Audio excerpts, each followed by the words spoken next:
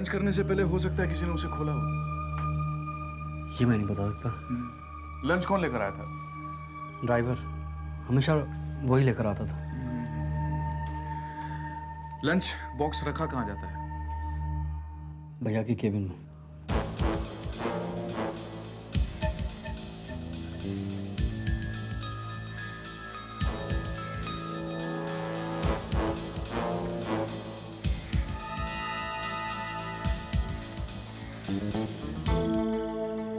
Lunch की तैयारी में तुम भी मदद करती थी ना?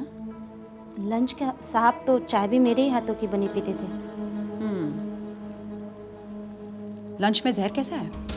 मुझे नहीं पता। ताज्जुब की बात यह है निशा कि अनूप के टिफिन बॉक्स में भी वही खाना था, तो फिर अजय ने ही वो जहर वाला खाना कैसे खाया?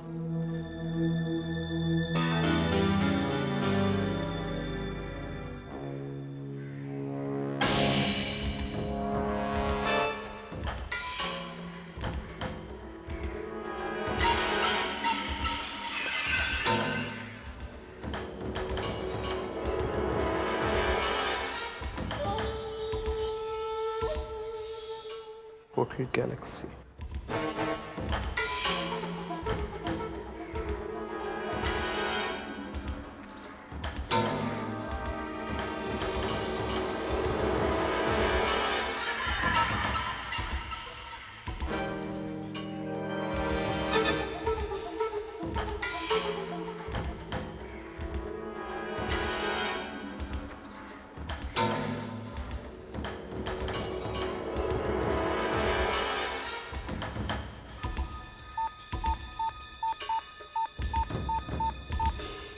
हाँ बोलो विजय।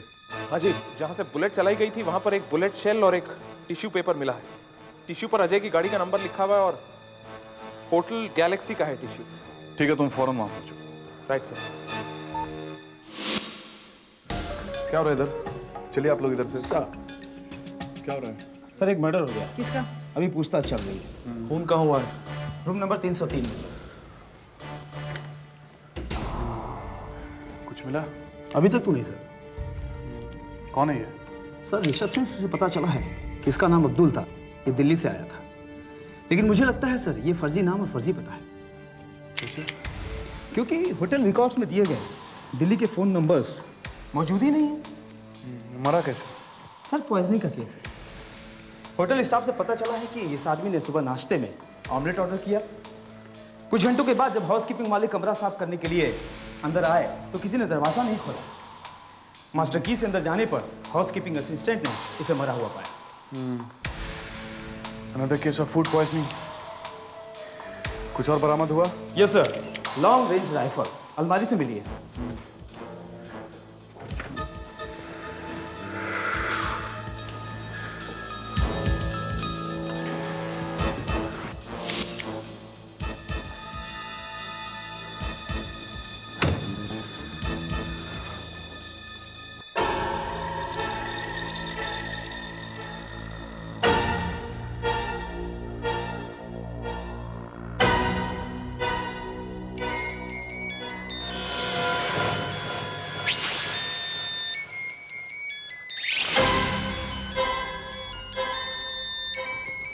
I got the clue.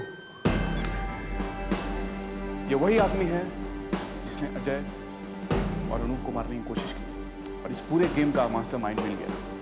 ये उसी का लड़का है। किसी स्टाफ ने इस कमरे में किसी को आते जाते देखा? नहीं सर, उनका कहना है कि सुबह से इस कमरे में कोई विजिटर नहीं आया।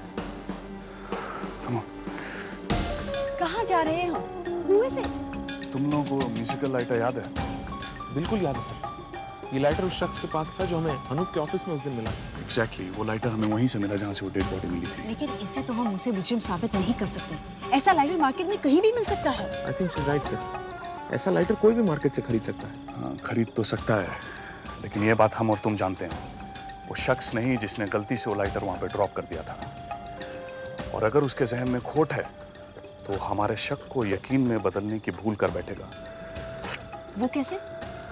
वैसे कि जब हम उसे शक के बिना पे गिरफ्तार करेंगे, उससे पूछताछ करेंगे, तो अपने गिल्ट को कवर अप करने की कोशिश करेगा। हर कातिल अपने गिल्ड को कवर अप करने की कोशिश करता है। That's how we catch them. Let's not waste any more time.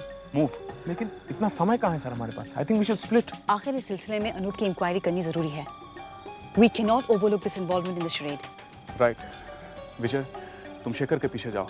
मैं और अवनी अनूप को ट्रैक करते हैं। तुम्हें जैसे ही कोई इन्फॉर्मेशन मिले, let me know. Right sir. Come Avani.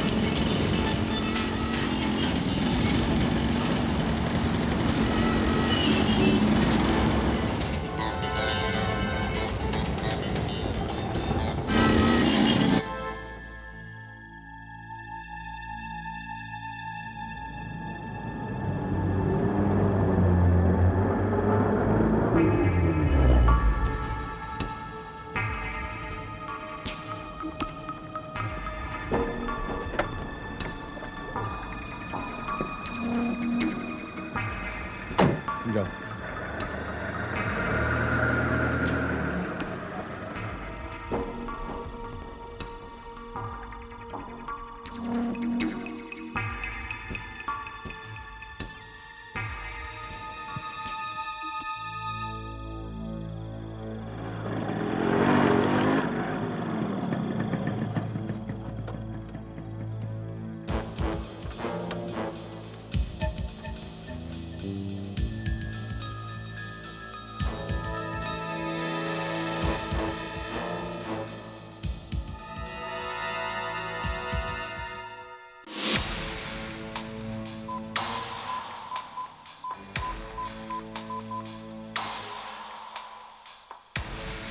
Hello sir.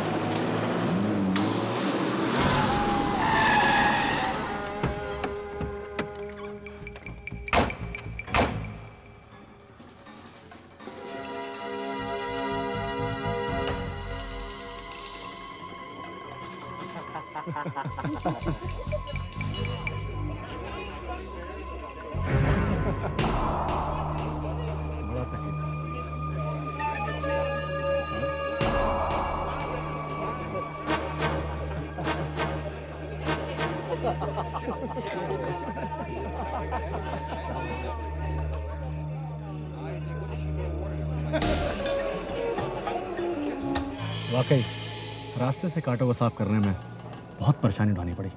मैं तो उस वक्त बहुत घबरा गई थी जब वो शूटर ब्लैकमेलिंग पर उतर आया था। Oh my God. फिर क्या हुआ?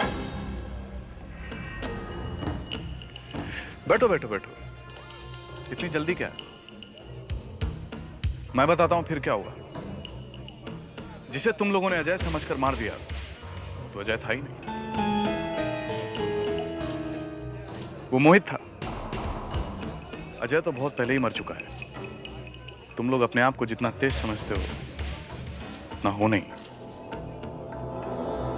चलो।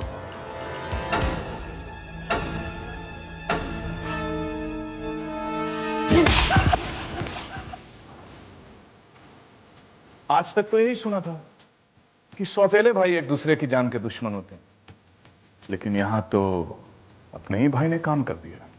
और इसे देखिए, भारतीय नारी, पत्नी के नाम पर कलंक। क्यों किया तुमने? मैं बताता हूं क्यों किया इसने ऐसा। हवस। इसकी नजर न सिर्फ अपने भाई की दौलत पर थी, बल्कि उसकी बीवी पर भी थी। बस हमें और शर्मिंदा मत कीजिए। हमारे बीच में ऐसा कोई नाजायज संबंध नहीं है। हाँ, ये सच जरूर है कि मैं और निशा कॉलेज के ज़माने में एक दूसरे को प्यार ज़रूर करते थे, लेकिन फिर हालात ने ऐसा मोड़ लिया कि निशा की शादी भैया से हो गई। मैंने भी हालात से समझौता कर लिया। अजय को अपने पति के रूप में स्वीकार कर लिया। मैं भी एक नई जिंदगी शुरू करना चाहती थी, एक पतिव्रता पत्नी की तरह।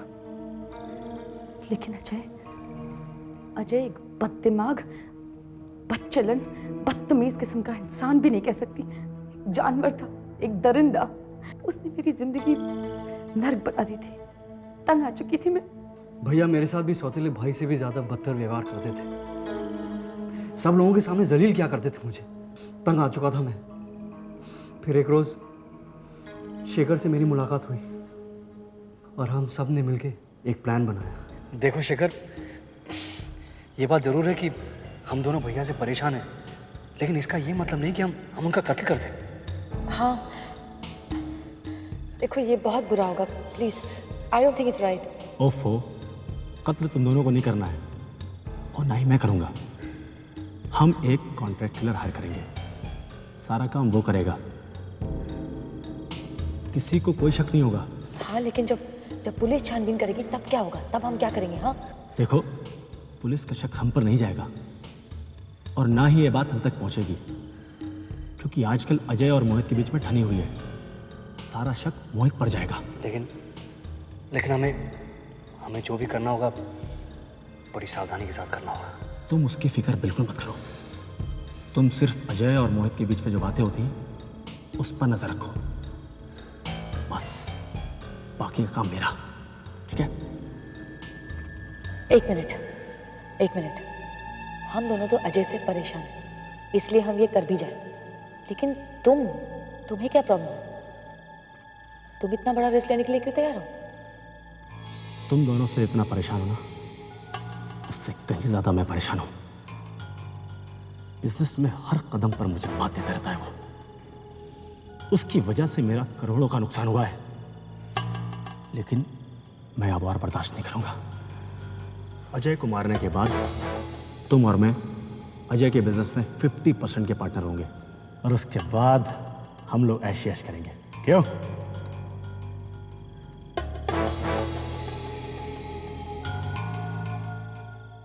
और हमें मौका उस वक्त मिला जब भैया मोहित से मिलने निकल गए। ये सब तुम्हारी वजह से हुआ है। कॉन्ट्रैक्ट किलर ने हमें बताया कि जब वो वहां पहुंचा तो भैया और मोहित के बीच में झगड़ा चल रहा था। इम्पॉसिबल, ये अब नहीं हो सकता है। और इसी मौके का फायदा उठाकर उसने भैया पर गोली चला अगर दी। नहीं मानोगे तो धमकी को सच में भी साबित कर सकता हूं मैं। अच्छा, कोशिश करके तो देख लो।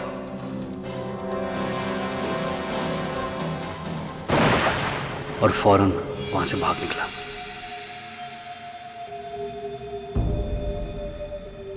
प्लानिंग तो बिल्कुल हमारी सही थी, लेकिन एक्सीडेंट और प्लास्टिक सर्जरी ने जब मोहित को अजय बना दिया तो हम धोखा खा गए।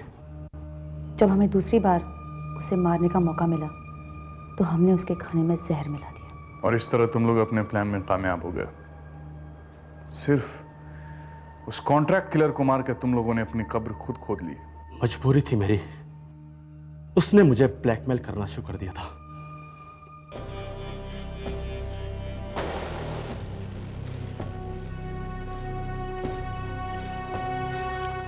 देखो शेखर बाबू, मैंने आपके लिए बहुत बड़ा रिस्क लिया है। अजय को मारना इतना आसान नहीं था। मुझे और रुपये चाहिए। रुपए? कैसे रुपए? जितना मैंने तुमसे वादा किया था उतना मैं तुम्हें दे चुका हूं। आजकल वादे निभाता कौन है शेखर बाबू? और फिर कल तक मैं अजय के बारे में जानता ही क्या था, और आज सब कुछ जानता हूं। करोड़ों की मुर्गी था, आपको करोड़ों का फायदा और मुझे बस 1 लाख। मुझे 10 लाख और चाहिए बस।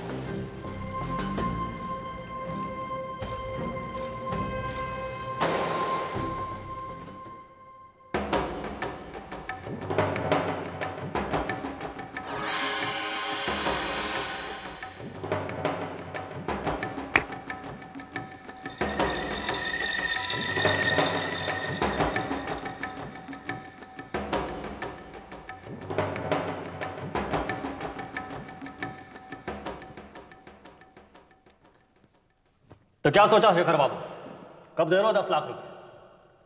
ठीक है, कल सुबह कर ले जाना।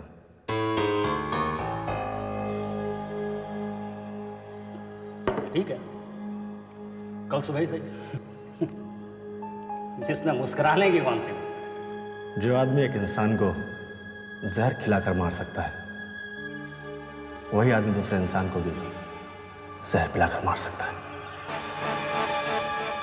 ये बात तुम कैसे भूल गए? हाँ?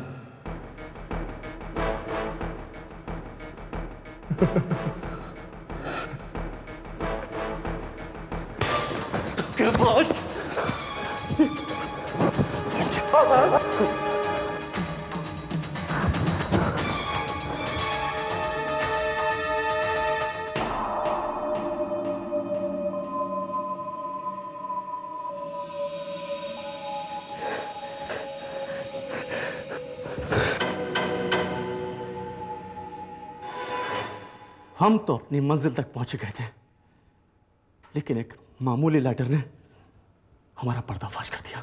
यही होता है, अक्सर एक छोटी और मामूली सी गलती मुजरिम को पकड़वा देती है। बड़ी गलतियां वो करता नहीं है, अपने आप को चालाक जो समझता है, और कानून का ध्यान उन्हीं छोटी छोटी गलतियों पर जाता है। अब जाओ, हवालात की हवा खाओ, सेहत बनाओ।